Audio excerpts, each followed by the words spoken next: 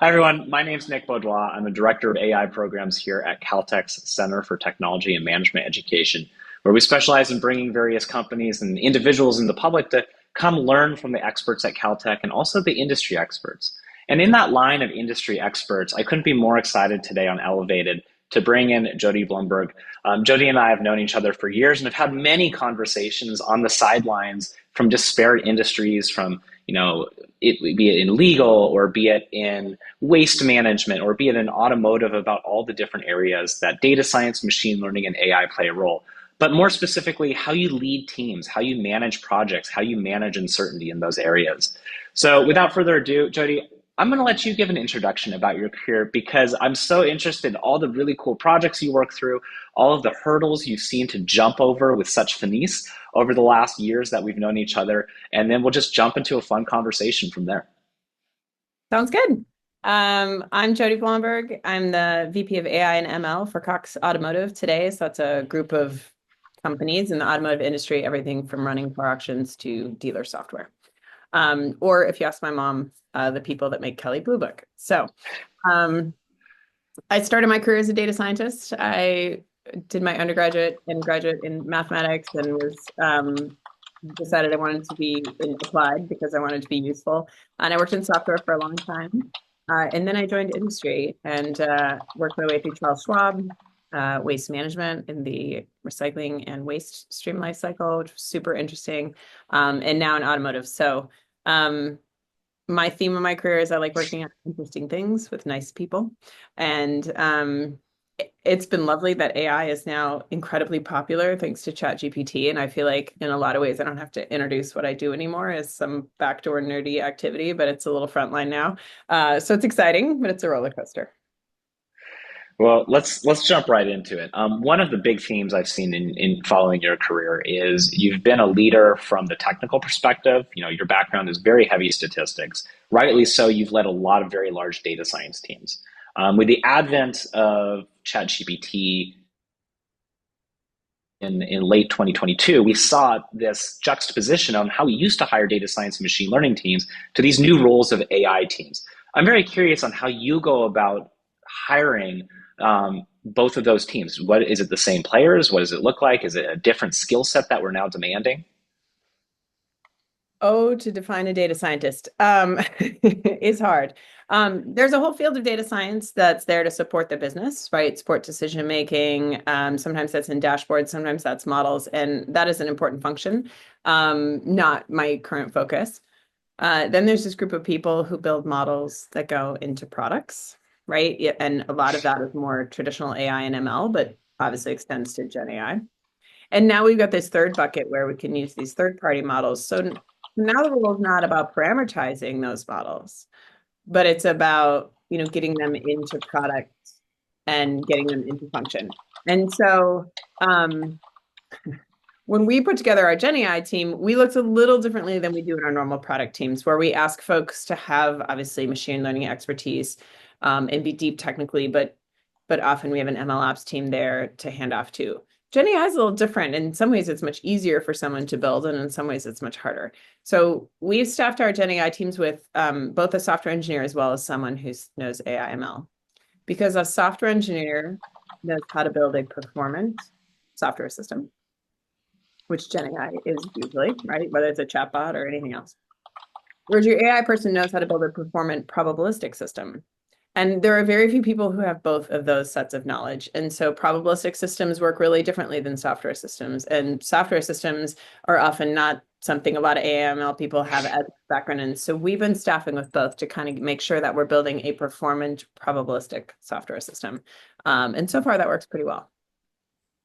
What are some of the hurdles in hiring those roles? Are you finding that those skill sets are being taught in graduate school? Is it something that data scientists have been able to add to the resume, or is that coming from the software engineering role? No, there's a lot of people throwing a lot of money right now, so that's always hard. And there's always knock two, I think, is finding people is in bigger companies that are not FANGs.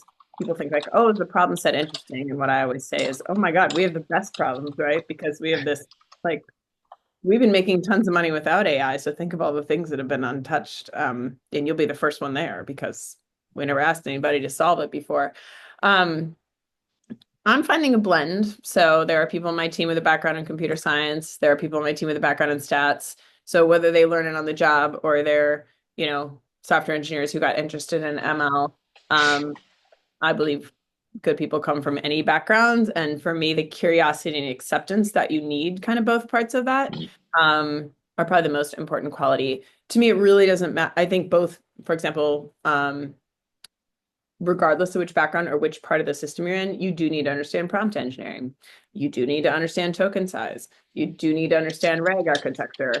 You can't get away. There's definitely the Venn diagram is there's overlap there, but I do think there's a perspective of someone who thinks about algorithms all day that is different than the perspective of someone who knows how to make an API run. That's important. Now, you probably deal with a lot of various types of leadership. In the last year, we've seen the implementation of the AI Act in the EU and its Article 4 of calling for everyone to need AI literacy. As a project manager or somebody leading very large teams, how do you ensure that you're managing up and you're ensuring that executive leadership has proper AI literacy? Like, what does AI literacy even look like in large companies now? Oh, it's hard. We have an everyday AI program. So part of that is just getting like, we're going to hand out Copilot to people, right? This is the stuff that you sort of passively push out. Of course, we're letting software engineering teams use Code Assist. Of course, we're letting folks use Copilot. I don't know about you. I'm never watching a meeting recording ever again. I'm reading the transcript summary and figuring out if I need to watch 5-minute demo in there. So we do education efforts with that, but I would call that the lowest level. And then I think there's really two other, we do a more in-depth series. That's like a level up. You want your product owners to have some more AI literacy. And then in terms of senior management, I feel like at least in my role, sometimes I'm bad news and sometimes I'm good news. The bad news is it's not the magic wand. It's not going to make free cash flow appear in all cases, right? GenAI is a lot of efficiency plays. Everyone knows it's easier to make money than to save it. But the good news is there's still a lot of opportunity there and trying to give them kind of a realistic map of where we could go, and where we should go, and really how impactful that might be in the organization and how much stakeholders need to partner with us, that the human element is the biggest key factor to the success or failure of an AI system, if we have humans interacting with it. And that's the part I don't really control. I influence, but I don't control. Now, talking about managing up and leadership, you are in a leadership position in your current role with Cox. How do you push back, or how do you respond to the request that we've all heard in our communities of, I need Gen AI and I need it now? Well, we have an AI accelerator team and they get a lot of these requests, as you can imagine, right? Everybody wants it. They know they should want it. Sometimes they know what they want it to do. We actually don't treat it any significantly differently than we have treated R&D for a number of years, because AI has been hot for a while and people say, oh, I need machine learning, I need AI. And Gen AI is similar, in that, they want to automate something or they want to make something work. So the first thing we ask people is we're looking for a value statement, back envelope. Like, how is that done today and how would that be different? Because we want them thinking, like, is there change management there? I think McKinsey came out with a study that, the average change management for a Gen AI solution versus a normal tech solution is something in the order of 3 to 10x. And so we want our stakeholders to understand that they have a huge stake in this game if we automate something. So one of our filters is not to do AI just for the sake of doing it. And then our second filter is also looking at where the market's going. And a good example is, I don't want to build anything that Salesforce is already building. That's dumb. We try not to solve commodity problems. There will be commodity solutions for that. So, as an in-house team serving a business, we should be building our differentiators, our revenue generators, or saving ourselves money that only we can save. And so that's a big filter. What are the steps when you're offered a solution, say Microsoft Copilot or whatever Snowflake's latest offerings are? How do you, given that you are the command vessel of the proprietary data, only your organization knows it, how do you make the decision to buy versus build that solution yourself? We do a lot of test and learn. So when we get like a Cortex from Snowflake, we raise our hands to go first for sure to try to decide how to how would we hand that out safely, or should we? We did the same with some of the coding assistants. We didn't hand it to every engineering team. We did some work and some studies there. With GenAI, it's a very fine line. I'm really trying to enable a lot of teams, but I want to enable them with a lot of guardrails. So, for example, I don't want them building a GenAI solution that never gets monitored. These are still non-deterministic systems. They still need a different kind of monitoring than like a unit test and a clean log file can offer you. And so some of what we're doing with enablement with GenAI is telling teams, yeah, you can go ahead, but you'll use this tool, you'll use this monitoring framework. Right now we're working on that for agentic because we have that for some of the more off-the-shelf GenAI solutions. We also restrict what LLMs you can use. We try to give people examples of when to use like a RAG architecture instead of a large token window, basically like, is your data moving quickly or slowly? And we look a lot at data privacy, like we can use that data, should we use that data, is always on our mind. Yeah, so some of the key tenets of responsible AI of if you need the data, how long until your organization is required or you are required to forget that data exists. Just because you have access to the data doesn't mean you need to keep it the whole time. I think we see that with more PII issues like faces and facial recognition, but I'm sure that for things that you're dealing with customer logs or information that's related to customer purchases. So if you're looking at this decision, you're leading a large project between buying versus building. Is there ever a scenario where you need to bring in a temporary expertise, be it a consulting company or some kind of contractor? And how do you make that decision versus should we hire in that talent or should we bring in that talent temporarily? I wish I had a perfect answer to this question. I think about it a lot. What we wanted to make sure was that we took advantage of our internal knowledge. So these days, because anyone can do AI, a lot of your differentiator is doing AI for your business. And so an external person cannot bring that to us. On the other hand, sometimes we can't staff everything. We didn't build for that. This explosion. And so what we have tried to do with our AI accelerator team is they will build a prototype or build a framework. They also are responsible for some of the education and frameworks around what are allowable tools. And then we can really contract out for what I call a pair of hands. And that sounds too diminutive. I don't mean it to be, but it's sort of like you build it, but like here's what you're building and this is the floor plan. You can go deploy the API. You can even do the prompt engineering, but like this is the rules and the boxes that you're going to live in. And usually we've prototyped something that lives within those boxes to use as an example. Otherwise we just couldn't do it all fast enough. The engineering teams can't absorb that level of integration either. Yeah. I'm glad you said the word prototyping because my next question is going to be very dear to any technical aficionado's heart, which is there's one of my favorite podcasts is called Vanishing Gradients by Hugo Brown Anderson, a guy from Australia, just a very commanding voice and presence in the development of large language models. And he talks about organizations in POC purgatory.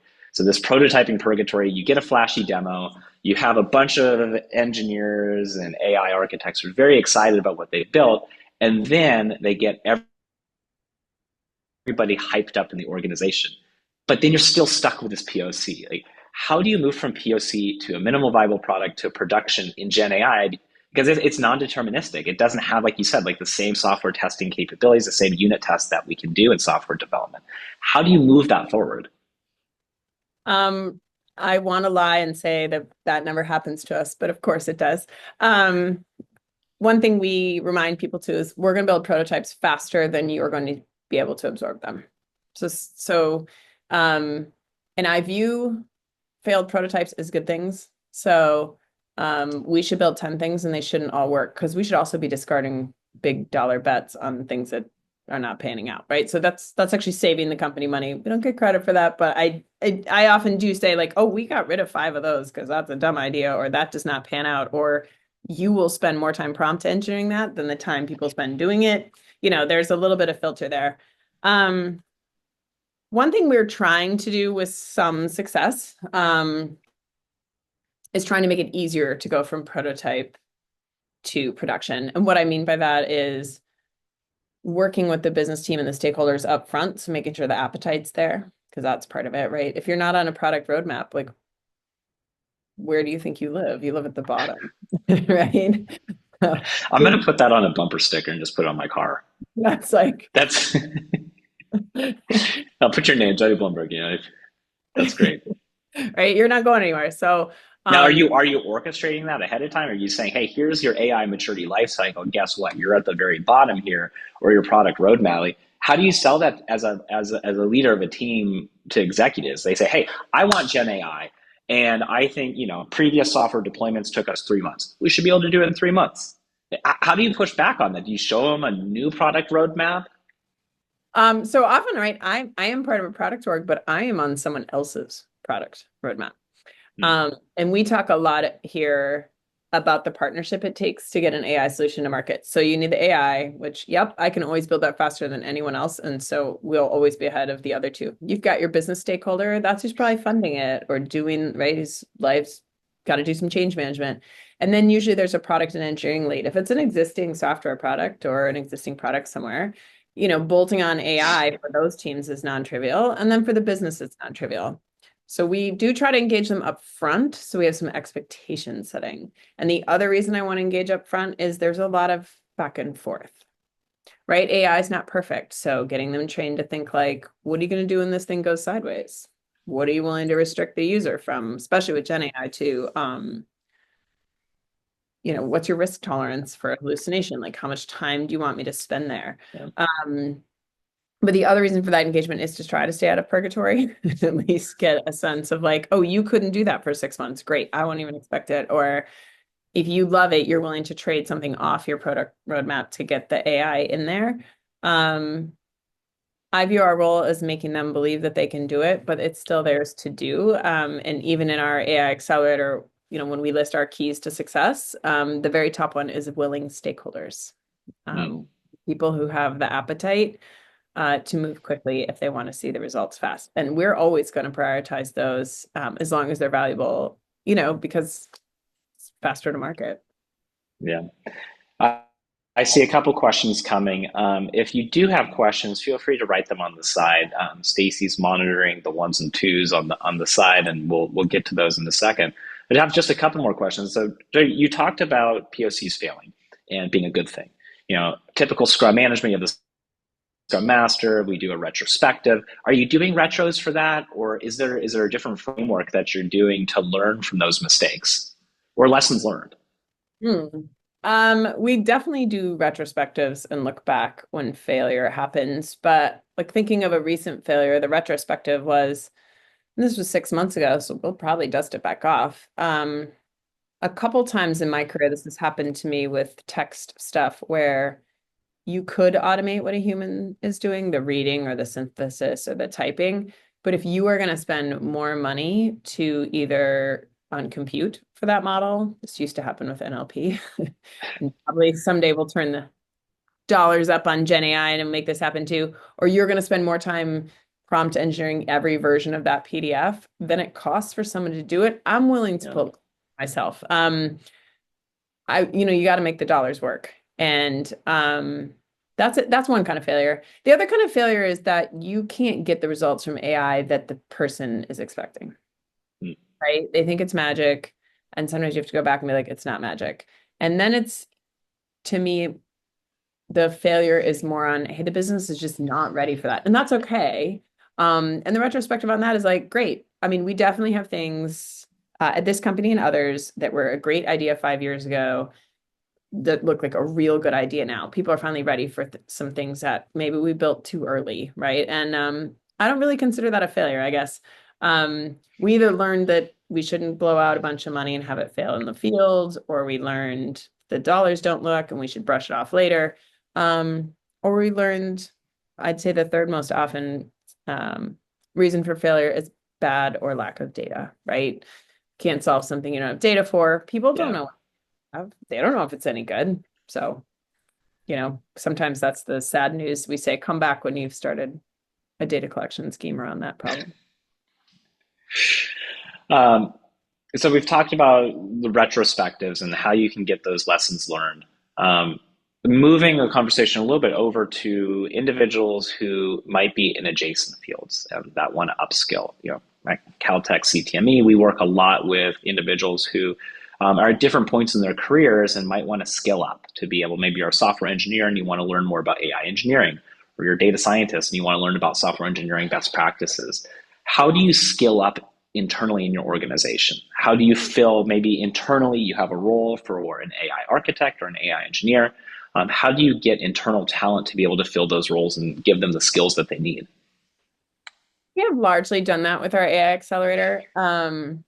We had a couple of folks that were highly interested and just decided to spend the time to be really good at it. I mean, no one Mm-hmm. has years of experience. Does anyone have in Gen AI? Not that many. 20 But years of Gen AI model building experience, right? That's what's required in the job descriptions. right, you've seen those though that say something like 8 years with, Gen AI or LLMs. I'm like, I guess if you want to call Bert an LLM, maybe you could find someone. Um, so we have intensively tried to use our internal talent because again, we feel that the business context is so important to getting it right. Because I think it's already a leap sometimes for the business to be like, oh, technology is telling me this. I don't Mm-hmm. need like consultants of technology to telling me this, right? And so we're a little wary of that.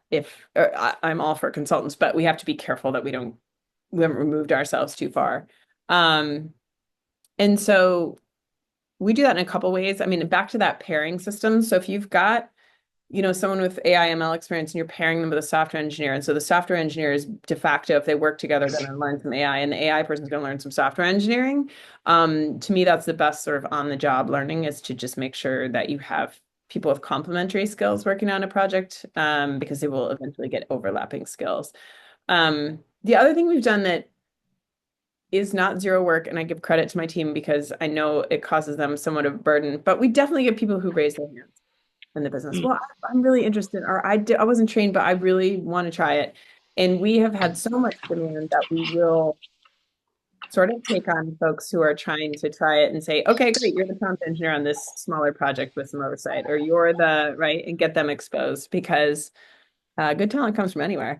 And the learning curve is fast. And if you can pick it up, I mean, I think I'm pretty open to um, growing anyone I think the willingness to step out of your skill set is pretty important in this space. Even I feel that like I spent a whole career in machine learning and like learning agentic AI is like a different kind of paradigm of thinking. And so, I'm embracing that wholeheartedly, but it does stretch my brain some days. Yeah.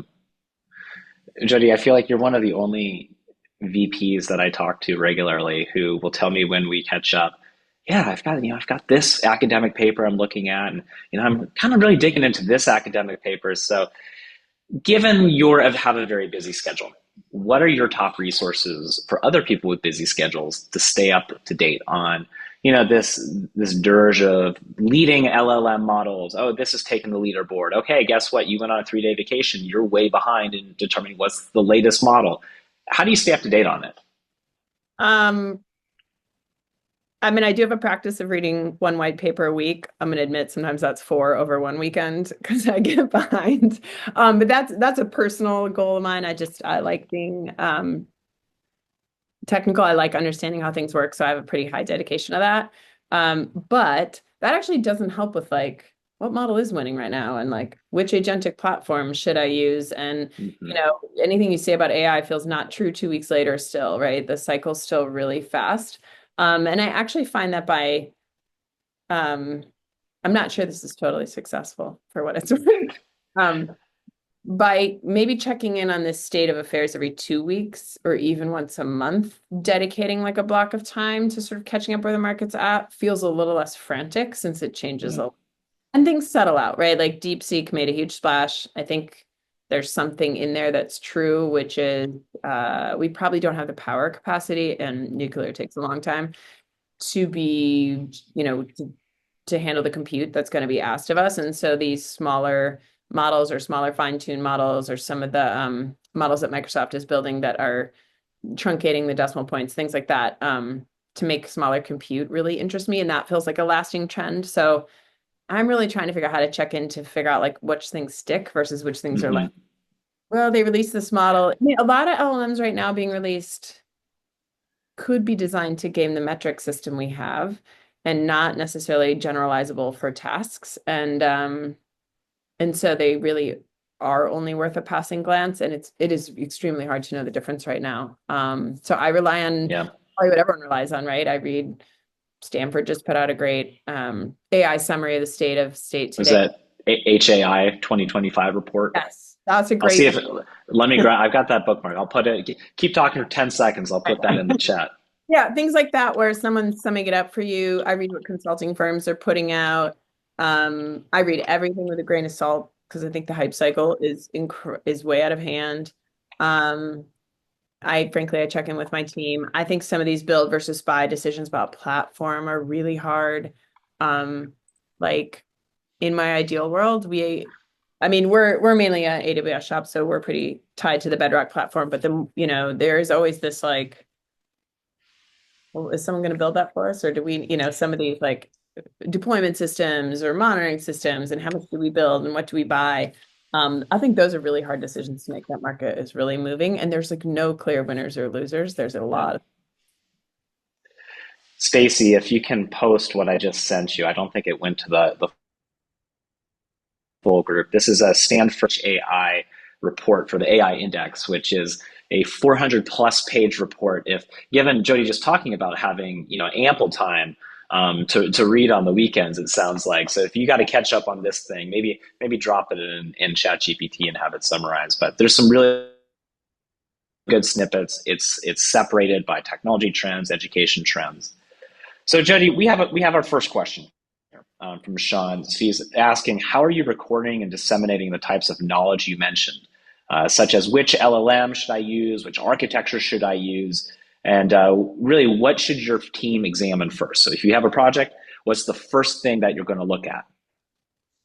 So for a long time, we've had a Gen AI intake committee and a steerco, and we had a basic rubric that everyone had to fill out. Like, is it custom? So someone has to come and say, what is the business problem you're solving? You know, is it customer facing or not? That makes a lot of difference to us as Mm. well. Security standpoint, what data does it need? Does it need to use our data? Does it not? Just some real basic questions about it. That's our first filter always. And has Um, security, in your mind, has security changed in the last couple of years with Gen AI implementations? yeah, I mean, we have legal on that committee with us too, right? Because Mm. we've also set up a secure sandbox. So that has helped. So we allow people to test a lot of solutions before they even come to us with intake. Like we can let them goof around and prompt engineer within our four walls. And that's been a helpful because people think it's fun, but it also like Yeah. sort of turn up or turn down a good idea. Um, and then we're really thinking about what to take on. Do we need to do it? Do we have, is it something we have to do? Is it something we should do? Is it something to stay competitive? Is it something we're doing for ourselves? Um, and I think the hardest part in those is like a good example is for I don't know if this would be an unpopular opinion, but I think in like an Amazon Lex or Google Dialogflow still has a huge um, advantage when used in conjunction with an LLM. Like they are Mhm. very good at figuring out the intent of what someone's saying with a lot of guardrails. But if you go build Gen AI solutions in the wild, you don't get any of that stuff. And so when we're looking at solutions too, we're thinking about how easy it would be to build safely. And that's why we're asking some of those questions. I would say Cox is um, conservatively ambitious. So we have Gen AI solutions in production. We have saved a lot of money. We have stuff that's in front of customers, but we have also laid down some laws in the steering committee for a while. For example, we said if it doesn't have human in the loop, like we absolutely need an eyeball on that. We will approve those on a case by case basis. We've now loosened up and say, okay, you cannot have a human loop if you meet these other four standards. So we're Mhm. trying to be as ambitious as we can be, but we document criteria and things like that to try to sort of hold back the C a little bit so we can focus on the right things.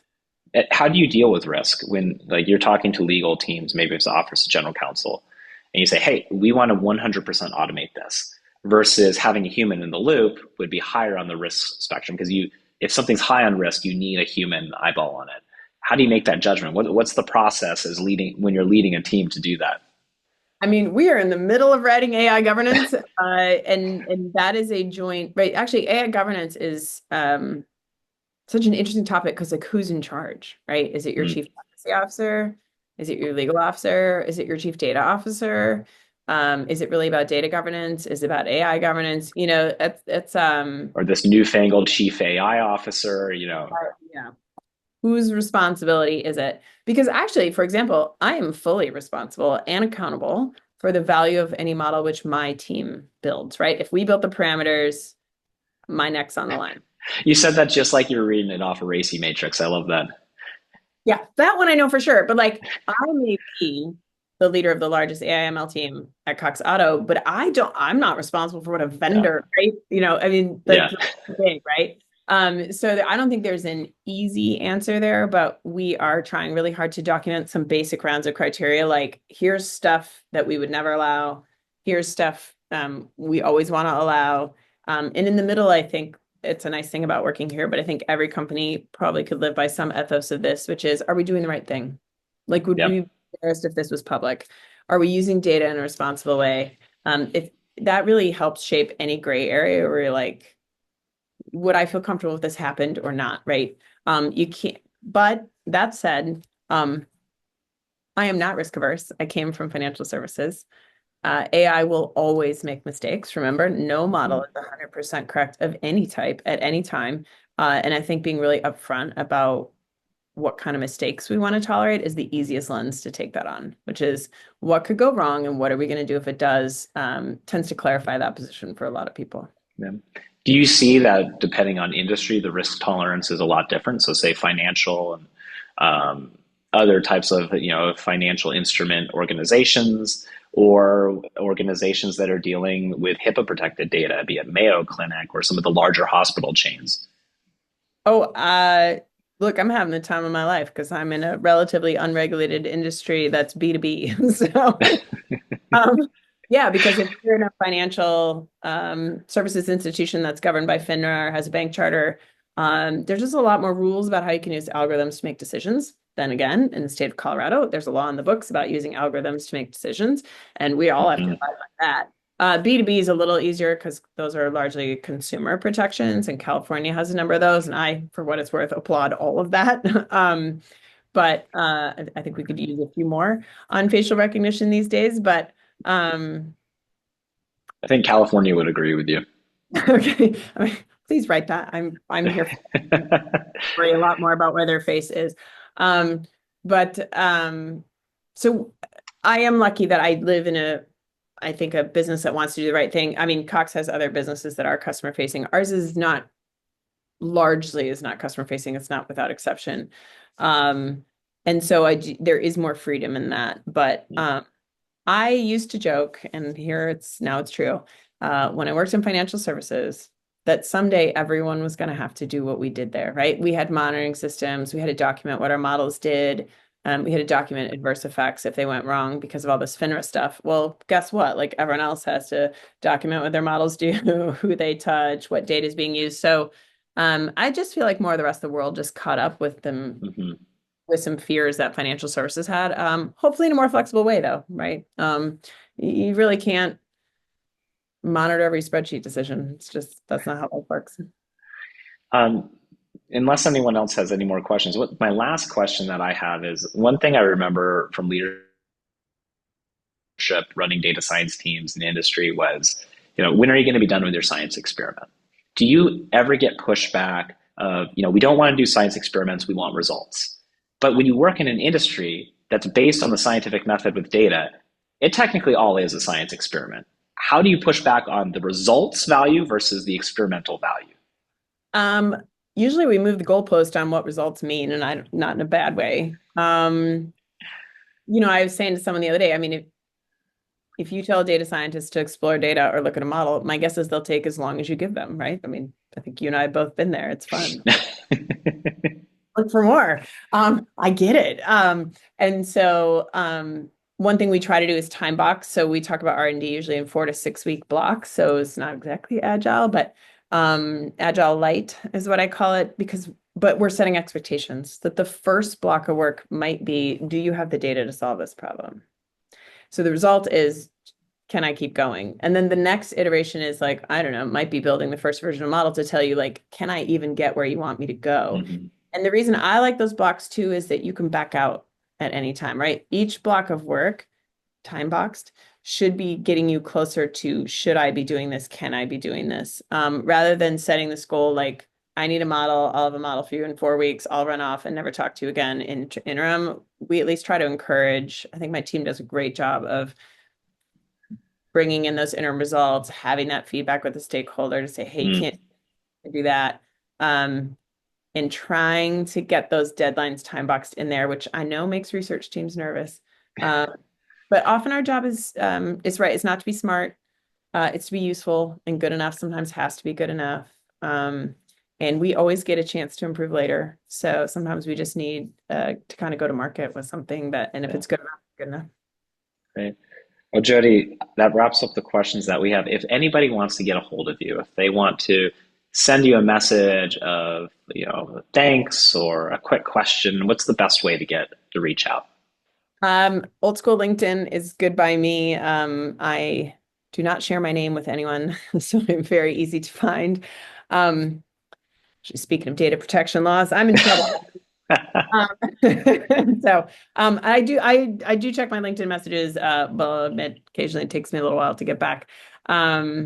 It's speaking of changing apps, that experience has been changing lately. It's become kind of a new experience, but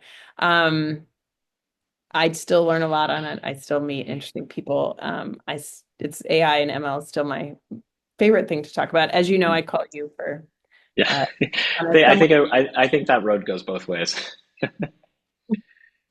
Well, Jody, thank you so much for coming on Elevated. A quick shout out to our new podcast called Making AI Possible. It starts next month. We will be interviewing Professor Georgia Chikari, who has done 4 to 5 years at Meta working on a Tiger team on computer vision there, and is one of the world's leading experts on large language model design here at Caltech. We're going to regularly bring on different professors, different researchers from our esteemed labs here, and then different Caltech alumni and industry experts who can talk more in depth about what's happening from the research side, along with folks like Jody, who talked to us how we actually implement it. So thank you, everybody. Have a wonderful day. And for next week's episode, you will have a new host, Jen Garcia. I can't be more excited to introduce her to the crowd. Jody, as always, thanks a lot. Talk to you soon. Thanks for having me. Take care, All y'all. right, bye.